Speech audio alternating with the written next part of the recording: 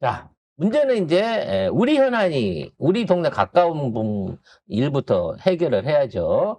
지금 중국하고 일본이 사실은 이제 뭐 개전을 해도 이상치 않다. 전쟁으로 본토를 침공할 수도 있다라고 할 만큼 격렬하게 나가고 있어요. 근데 여기에서 계속해서 이 다카이치가 까이고 있으면서도 나는 안 까였어 그러면서 버티기를 한단 말이야. 중국도 생각을 못하는 정도의 저항이 일어나고 있는 상황인 거거든요. 중국 이 정도까지는 다카이치가 세게 나올 거라고 예상을 못했던 것 심지어 같아요. 히토류 카드를 흔들었는데도 불구하고 미국이랑 오늘 또 트럼프랑 만나가지고 우리는 미일 동맹 더 강화해갖고 우리는 끝까지 갈 거야라고 오히려 더 큰 소리를 쳤어요. 네, 그래서 우리 대통령이 남아공에서 사실 리창 중국 총리하고 그다음에 다카이치 일본 총리하고 각각 회동을 했습니다. 그러면서 지들을 안 만나니까 네. 서로는 서로 얘기 전달해줘야 되니까. 눈도 안 마주치더라고 보니까. 그러니까 서로. 아유, 왜 싸워? 싸우지 말자. 이게 긴장이 고조되면은 우리 다 죽어. 예, 이런 말씀을 지금 하신 것 같아요. 그래서 이재명 대통령께서 사실 이 부분과 관련해가지고 한국이 예, 중간에 끼어 있긴 합니다만 뭐 얼마든지 중재를 할 수 있는 부분이 있기 때문에 이 부분과 관련해가지고 이제 설명을 잘 했다고 균형을 좀 잘 맞추기 위해서 예, 그런 말씀을 하셨습니다. 근데 이제 그 많은 국가들이 우리한테 물어보는 게 그거예요. 미국이랑 중국이랑 누구 손을 잡을 거야? 그렇죠? 자꾸 이런 그 초딩스러운 질문을 던진다는 거죠. 엄마가 좋아, 아빠가 좋아? 어. 너 누구 따라갈 거야? 그렇지. 엄마, 아빠 너 헤어지면, 이혼하면 어? 엄마 따라갈래? 아빠 따라갈래? 뭐 아빠는 32평이고 엄마는 전셋집이야. 뭐 이런 소리 하는데 32평이야. 네. 예. 요런 현실이니까요. 요런 쓰레기 같은 소리를 하는데 대해서 우리나라가 이제 외교장관이 대통령보다 더 강경하게 관련된 얘기를 해줬습니다. 우리 조현 외교부 장관이 옛날 성렬이 때 외교부 장관처럼 중국에 붙었다가 일본에 붙었다 하지 않고 한반도는 한 번도 중립국이었던 적이 없다. 우리 그냥 지켜만 보지 않는다는 거죠. 미국하고 확고한 동맹이 있고 이거는 군사적 또는 경제적 동맹이 있고 중국은 경제적으로 밀접한 이웃이다. 둘 다 무시할 수 없다. 라고 얘기를 하면서 자꾸 물어보지 마. 어차피 우리는 다 친하게 지낼 거야. 라는 전제로 가고 있는 거예요. BBC 기자가 미국과 중국 사이에서 한국이 중립을 지킬 수 있다고 생각하냐라고 질문을 하니까 조현 외교부 장관이 우리는 한 번도 중립국이었던 적이 없다. 미국과는 확고한 동맹이고 중국은 경제적 지리적으로 인접한 이웃이다. 양쪽 다 하지만 중요해. 일본은 우리가 언급을 안 했잖아요. 아니 왜냐면 질문에 미국하고 중국이니까. 그러니까. 일본은 쩔이고. 이 상황에서 일본의 입장에 대해서는 우리는 신경 쓸 필요가 없다라는 거예요. 그러면 국익을 위해서 우리는 어떻게 자세를 취해야 될까? 겉으로는 말리는 척 해야죠. 그렇지. 하지만 사실은 둘이 오래오래 싸우기를 위해서 부추기는 게 사실입니다. 아니 뭘 부추겨요. 가만히 있어요. 아주 그냥. 그래서 경제적 이득을 생각할 때 중일 관계가 압박을 받고 자극되면 자극될수록 양쪽에서 받을 수 있는 수혜가 큽니다. 그리고 중국 입장에서도 지금 있는 사태를 빨리 끝내고 싶어 하지 않아요.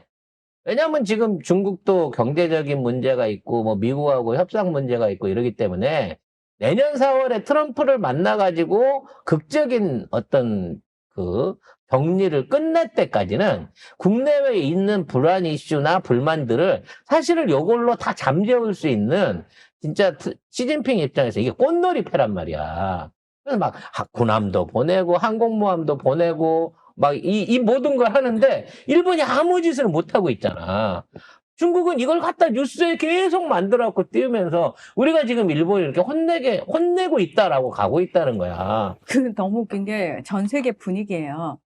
사실 미국이 일본 편을 든다라고 얘기를 하고 있지만 아니에요. 왜냐면은 자, 미국이 일본 편을 들었다라고 나온 사람이 두 사람이 있는데 미국 국무부 부대변인이 X에다 뭐라고 올렸냐면 미일 동맹 확보하고 센카쿠 열도에 대한 중국의 침략 행위를 우리가 인정할 수 없다. 요 얘기예요. 이건 뭐냐면 그냥 원론적인 얘기예요. 일본 화이팅! 우리는 일본이랑 한 편이야라고 얘기한 게 아니라 원론적인 얘기예요. 자, 그리고 주1 미국 대사예요. 이 사람은 모태기 일본 외무상하고 만났어요. 그 다음에 이 사람도 똑같은 말을 해요. 미일 동맹 확고하다. 아, 당연하지. 중국하고는 동맹이 아니니까. 그리고 센카쿠 열도에 대해서 중국이 침략하는 걸 인정할 수, 그 당연하지. 이거는 원론적으로 미국이 가지고 있는 생각이니까. 근데 그걸 가지고 미국은 일본 편을 들었고, 자, 그러면 중국은 중국 매체를 통해서 나온 얘기입니다.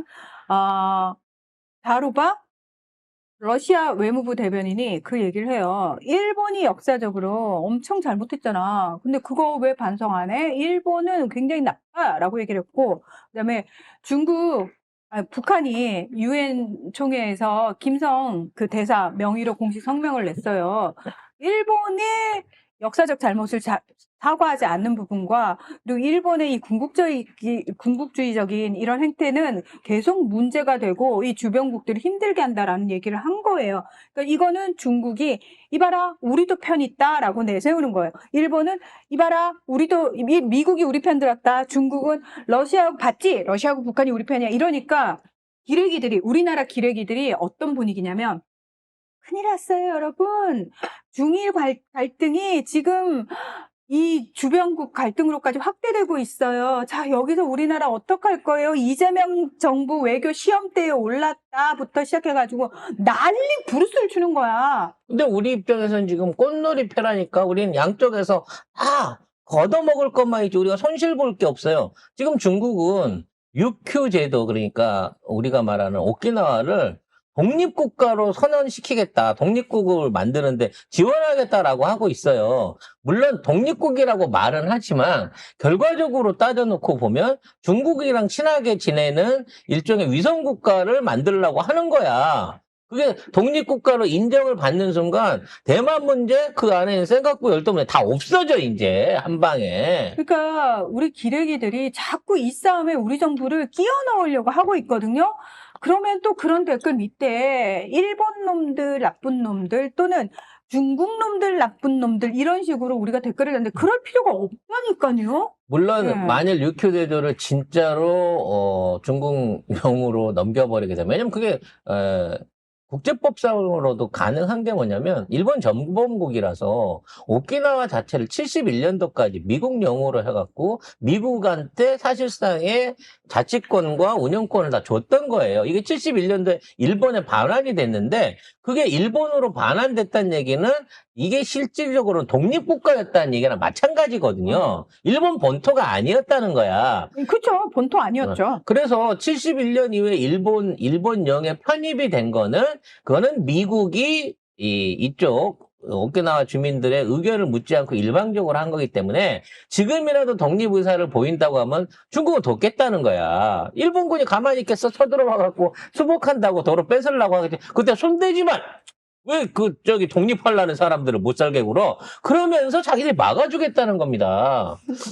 물론 그 상황은 안 되겠죠. 왜냐하면 오키나와에는 주일 미군이 주둔하고 있으니 일본이 믿는 바도 그거고. 네.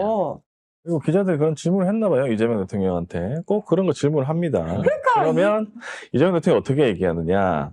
중국과의 경제 협력 또는 민간 교류 확대도 대한민국 국익에 부합하기 때문에 당연히 해야 하는 일이다.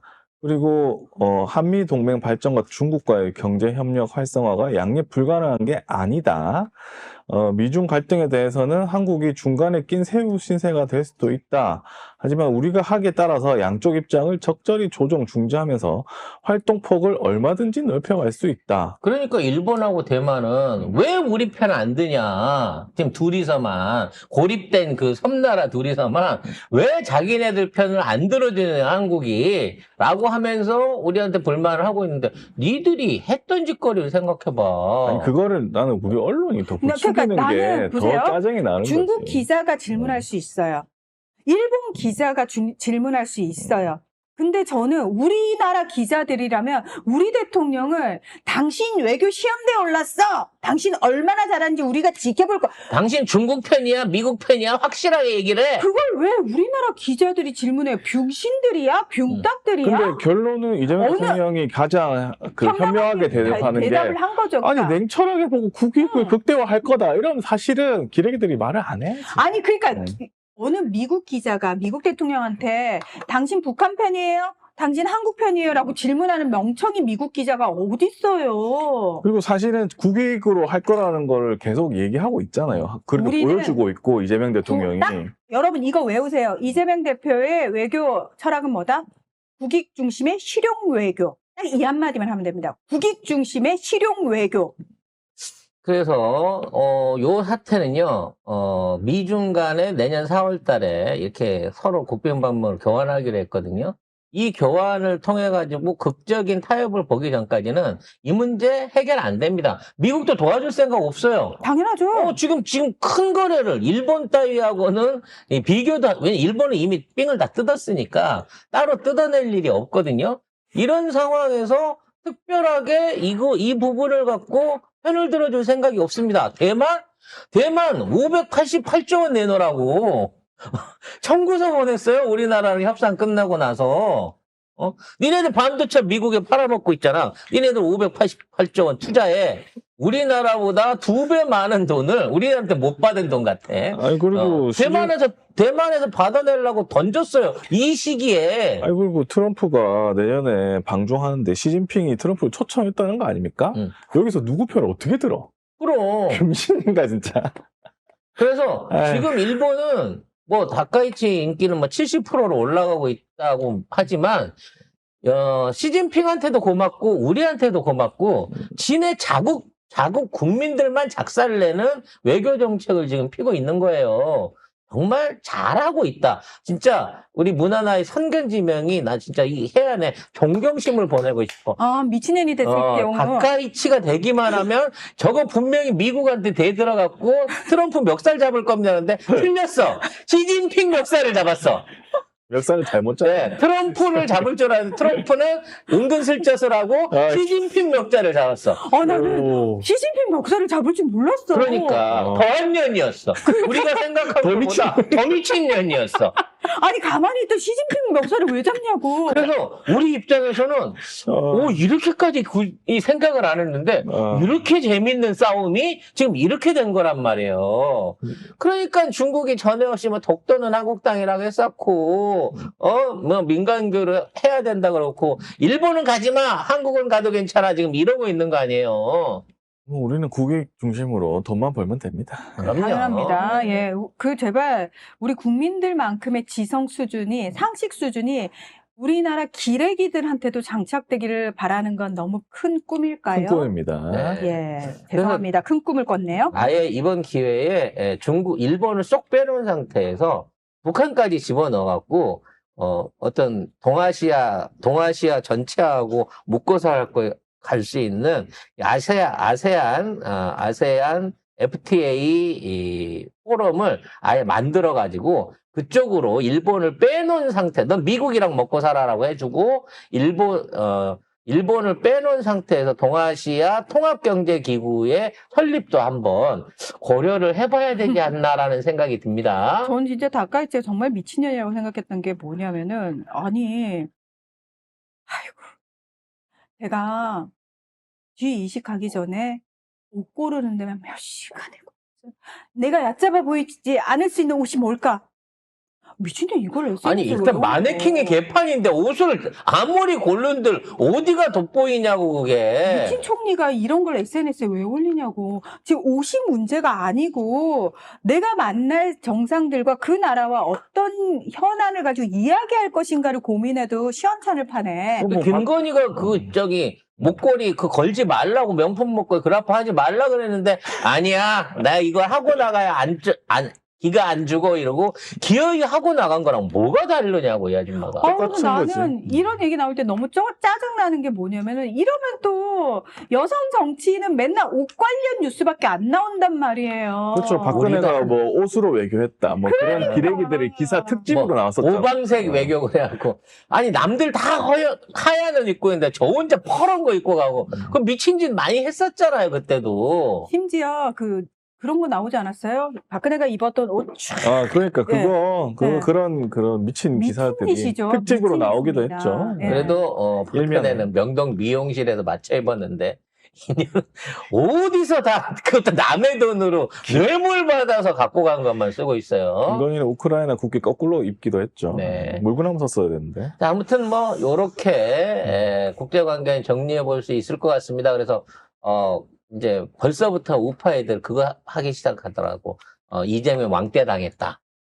그래서 JTBC에서 아니 이거를 가지고 방송을 했더라고요. 얘네들이 동영상을 안 쓰고 이재명 대통령이 회의석상에 혼자 서 있는 요 사진만 써갖고 왕따라 그랬어요. 영상이나 사진들이 확산이 되고 있는 겁니다. 예, 그렇지 않다라는 영상은 바로 확인이 되죠. 그렇습니다. 금방 확인이 되는데요. 보시면 일본의 다나 총리가 지나가다가 먼저 이 대통령과 악수를 하고 또 놔, 이씨. 모습이 보입니다. 두 손으로 왜 붙들고 안 놔줘? 한일 총리로 확인이 되는데 지나가다 이 대통령이 먼저 아는 차죠. 그러니까 다가와도 악수하고요. 자, 프랑스의 마크롱 대통령도 지나가다가 약간 호스트 같지 않으세요? 그러니까 가운데 있어요. 누가 의장국이야?